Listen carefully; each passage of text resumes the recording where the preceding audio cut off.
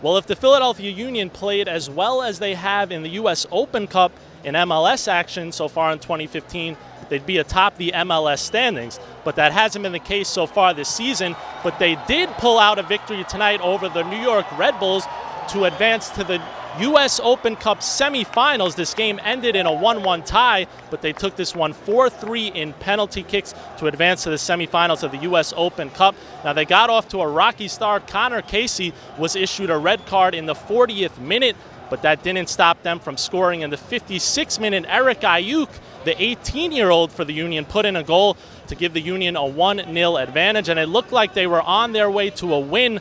But the Red Bulls' Lloyd Sam put in a goal in stoppage time to tie this game at 1, and it would take penalty kicks from there on out to decide this one. And John McCarthy, the goalie for the Union, was dominant. He saved 2 shots in those penalty kicks, including one that looked like it almost went in for the Red Bulls. Now, McCarthy had 9 saves in this game, and we asked him after the game, when was the last time he saved that many shots in a game before tonight? Probably college. That's the only thing I'd bring it back was college. So yeah, I don't know. Maybe college. Let's see. It's pretty crazy. You got off to a good start in this game. You had a couple saves early on. What was that like? Did that give you some confidence in the early going in this game? Yeah, it's always good, I feel, to get your hands on the ball early and just get that first touch. So to be able to see, I mean, it wasn't the easiest first touch, but to be able to get a first touch, it's always good and just get a feel of the ball and know that you're locked in. And you played well, really, the whole game until that goal and extra time. What was that like, having them score? You were so close to the win, and then they come in and score. What was that like for you? Yeah, it sucked. I'm not going to lie. It took the gas out of us, I'm sure. You've seen a lot of head drops and stuff like that. It was 30 seconds left in the game, so it's very upsetting, of course. But we went to overtime, and we pulled together, and we were big mentality, and it was a big grind. So everyone was trying to stay mentally focused and push through it because we know it wasn't going to be easy the rest of the way. So what's your mentality after something like that happens, because you still have a lot of game left to play? Your mentality is to just stay mentally focused, if you know what I'm saying. It's just because if you take that one moment and lay off again or something happens, we could end up with another mistake or give them another easy chance or like that. And you don't want that to happen. So it was a great job from all the guys on the field who came on and subs and everything. So it was really nice. And then you played well after that in the penalty kicks. Now, what did you say to the ref right before it started? What were you talking to him about? I was talking to him about like the line. The rule is I think that you have to. I'm not too sure that you have to be on the line when it's kicked. So I started behind the line, and he told me I had to be on the line. And I talked to him about it, and I said I thought you have to be on it when it's kicked. So I like to start a little off it and take a step and then go. So that was nothing to rattle the Red Bulls, because whatever you did, it helped because they missed the first shot. No, it was just if you watch previous any type of penalty kicks anywhere in my career, of college, high school, anything, professional, I've always done the same thing. I've always taken a step back off the line, and I guess it's like a little momentum thing. So no ref ever said I couldn't do it. They just said be on the line when it's taken. So. Speaking of momentum, they missed that first shot. What does that do for you to not let them get one in on the first goal there? I think that's bigger for the shooters than it is myself, because they know that there's a little bit of less pressure on them.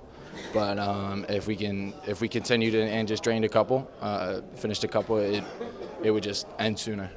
So it might help them with some confidence, but it raises my energy. And then you had that other save later on. Now, it looked from my vantage point that went over the line. What did you see on that play? It was close. I saved it. I turned around, I saw it. I saved it again. I got up and looked at the lineman, and he didn't say anything. And I was just happy it didn't go in. You've been on goal for all 3 of the U.S. Open Cup wins so far this season. So what does that do for you to be able to be so successful in these games for the Union? I'm a young goalkeeper. I'm just trying to use them as a learning curve. Get more games on my belt in an MLS environment. It's great. And just try to be better than I was the day before and be better than I was in the game before, and just keep a consistent level of play. And that's what the coaches have said to me. So it's all about learning and trying to get better. So the more games, the better, and especially when we're winning, I'm not complaining. And how comfortable do you feel during penalty kicks? Because you played well in the first Open Cup win against Rochester, and then tonight again. So do you feel comfortable back there? I don't think any goalkeeper feels comfortable in penalty kicks. It's just you know that if you save one, it's crucial because penalty kicks are really hard for both the shooter and the goalkeeper. It comes down to maybe sometimes a guessing game. It comes down to reading the player, so it can go either way. And we're lucky we came out on top today.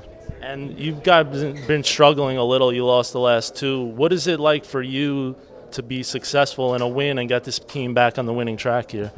I'm sure it's a confidence boost for everybody to go not even 90, but 120 minutes a man down. That's got to boost team morale and everything like that. So we just got to take this game and continue forward with it and move on and remember the feeling because this is a great feeling. So you want to remember that and keep having this feeling after every game. And you spoke about being a man down for most of the game, really, since the 40th minute. So what does that say about your team to play so well with a man down? It's great. They came together. When we went a man down, we thought it was a tough call. I didn't really get a good look. I was too far away. But a couple guys said it was a tough call. So we've been down a man a couple times this year, and you just know that it's a mental grind the rest of the way, and especially against a good team like New York Red Bull. So we pulled together. We tried to keep our mentality and our focus, and I thought we did a great job with it.